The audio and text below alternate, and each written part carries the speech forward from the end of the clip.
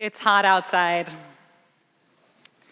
My husband likes to joke that I'm not a desert rose, and it's true. I don't seem to thrive in warmer temperatures. Tammuz, which means heat in Aramaic, is the Hebrew month that we find ourselves in. For us, that means the beach and stone fruit, a slower pace, and if you're like me, an emotional dependency on air conditioning.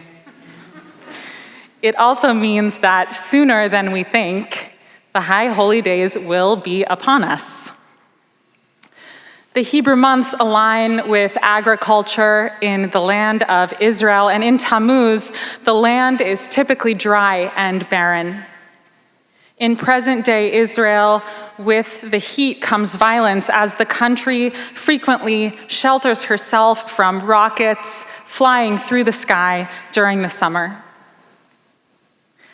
This coming Sunday, the 17th of the Hebrew month of Tammuz, marks the hottest, saddest time for our people as we begin the multi-phase, soul-transforming journey that us Jews take between now and Sukkot. Yes, this Sunday kicks off the cycle of upcoming holidays and spiritual accounting. The 17th of Tammuz is one of the 4 minor fast days in our tradition. Historically, horrible things have happened to our people on this day. Most notably, Moses broke the tablets when he saw the Israelites worshiping the golden calf, and the walls of Jerusalem were breached by the Romans 3 weeks before the destruction of the Second Temple on Tisha B'Av. These 3 weeks between the 17th of Tammuz and the 9th of Av are aptly named the weeks of Bein HaMetzarim, or between the narrow places. They commemorate the destruction of our holy spaces and the persecution of our people throughout history. Tisha B'Av ends these 3 weeks and begins the 7 weeks of consolation, where we heal from the saddest point in the Jewish calendar.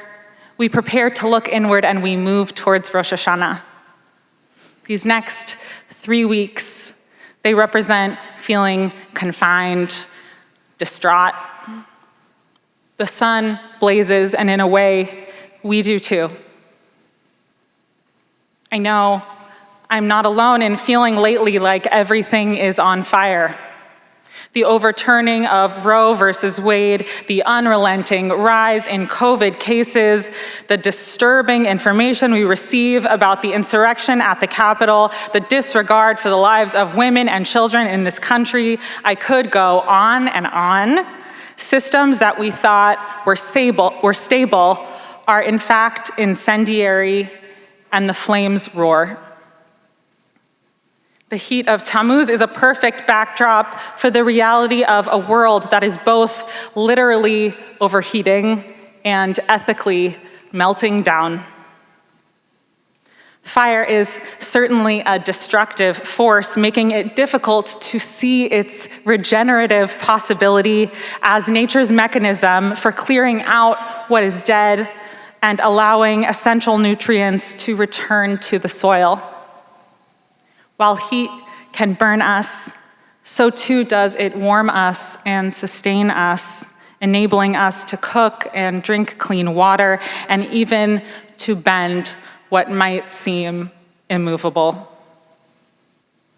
In Judaism, fire has been essential to our rituals and our connection with God, who appears to Moses in the form of a burning bush and then later on a fiery mountaintop.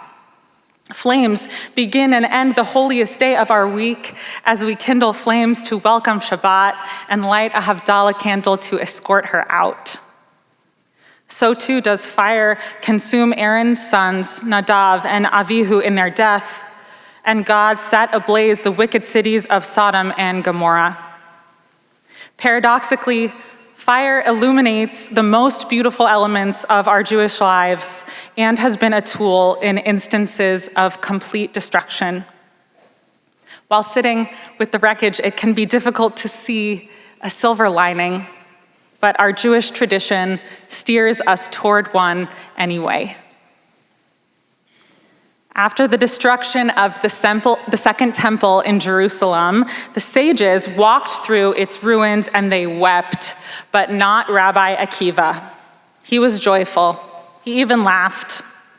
When asked about this bizarre response, he explained that the prophets had predicted extremely difficult periods for our people, but that ultimately there will be goodness.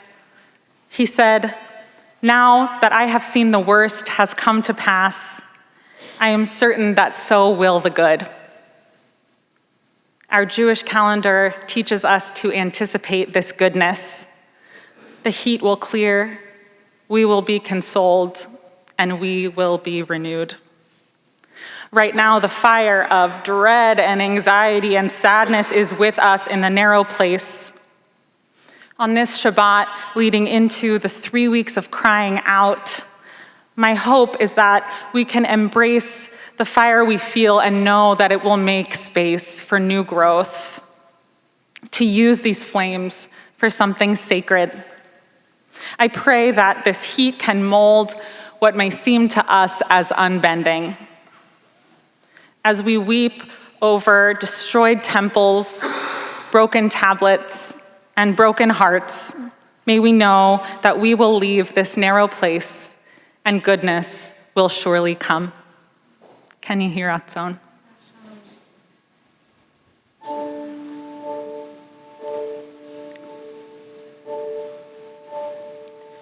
Min hametzar karatia Anneini merchavia Min hametzar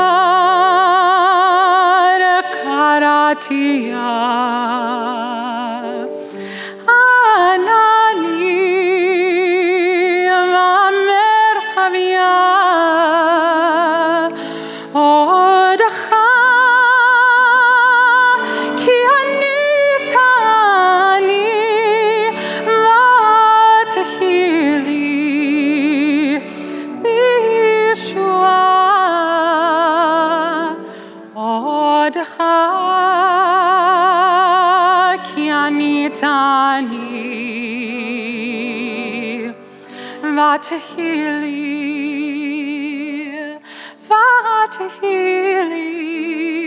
Vatehili Lishua Anneini, Anneini, Anneini, answer me, Anneini, Anneini, Anneini, answer me, Anneini, Anneini, Anneini, answer me, Anneini, Anneini, Anneini. I called out to you from a narrow place.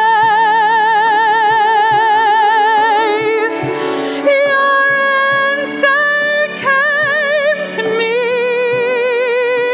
from a wide open space. My heart cried out to you wherever you are.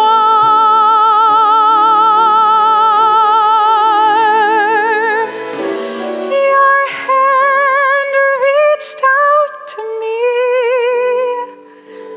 Min hametzar